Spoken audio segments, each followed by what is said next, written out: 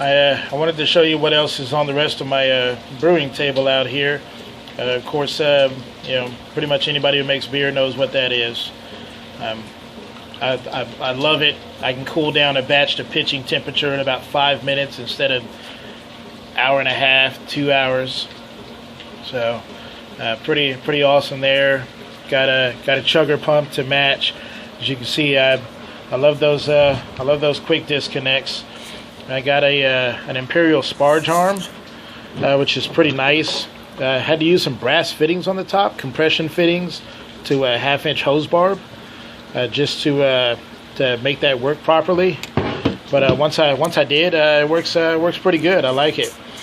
And then of course I'm old school, so maple mash paddle. I got a bucket of various thermometers, measuring devices, hydrometers. With the oxygen for the yeasties, gotta have the oxygen. And then of course got my Irish moss and yeast nutrient. This thing, if you don't have one, get one.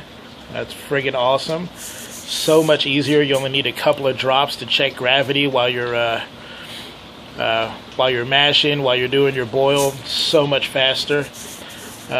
Use rice hulls now. Really helps with the flow when you're sparging, and it's super cheap. I put 3-4 handfuls in there. Maybe like 2 handfuls for a 5-gallon, 4 handfuls for a 10-gallon batch, and don't get a stuck sparge. Works pretty good. Got some cleaning supplies. Star sand spray bottles ready to go. That's the element that's going to go in my rims tube. Hopefully that'll be coming either tomorrow or maybe early next week. Ordered a rims tube from Brewers Hardware, so definitely can't wait on that. It's going to help me stabilize my mash temps. Got my stir plate. Got that from Adventures in Home Brewing. Really good job, about $45. I know I could have made it cheaper DIY, but fuck it, I wanted it to work, and I suck at DIY. I just switched out the burner on my brew rig, because the previous burner that was on there for the boil burner was giving me like 1 degree per minute.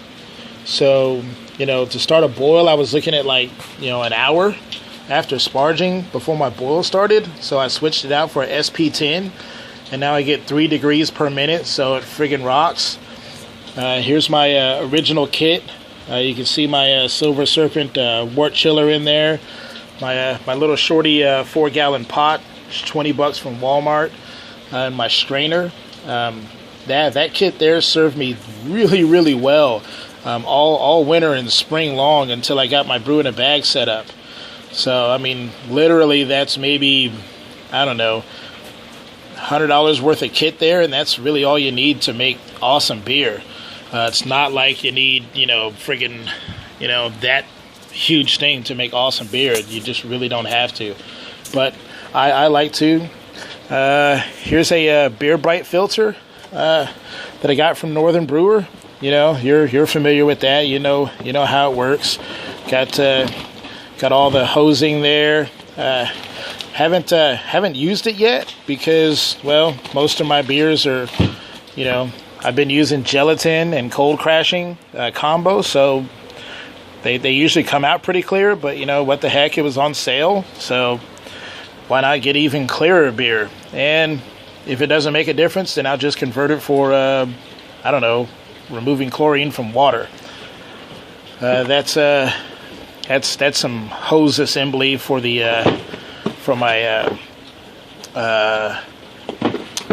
last straw, my counter pressure chiller, or not chiller, you know what I'm talking about, counter pressure bottle filler. So pretty sweet.